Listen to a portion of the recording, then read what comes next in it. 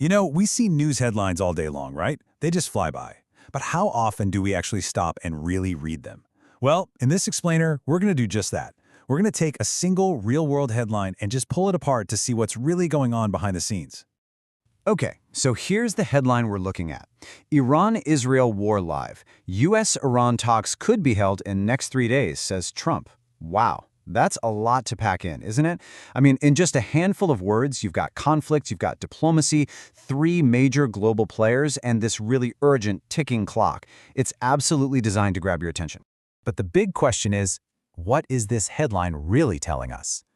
To get to the bottom of it, we can't just skim it. Nope. We've got to deconstruct it. We're going to take it apart piece by piece, almost like it's made of building blocks, and see how the whole meaning is put together. All right, let's get into it. Any headline that wants your attention needs a hook, right? And this one, well, it starts with some serious drama. This is the part that's meant to jolt you and make you stop scrolling through your feed. First up, Iran and Israel. Boom.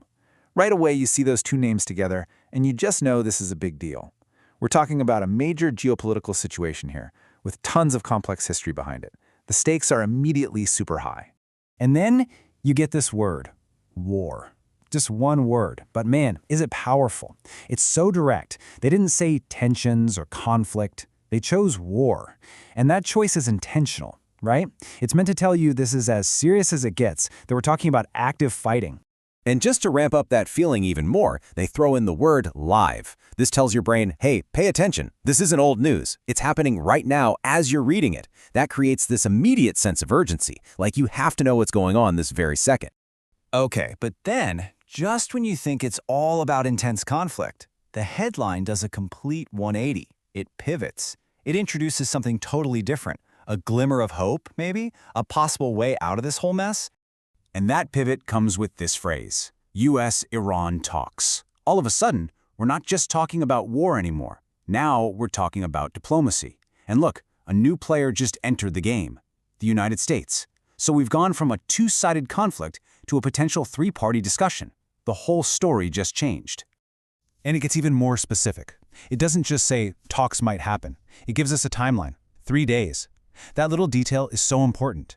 It makes the whole thing feel so much more real and immediate, not just some vague idea for the future. It gives the claim some real weight.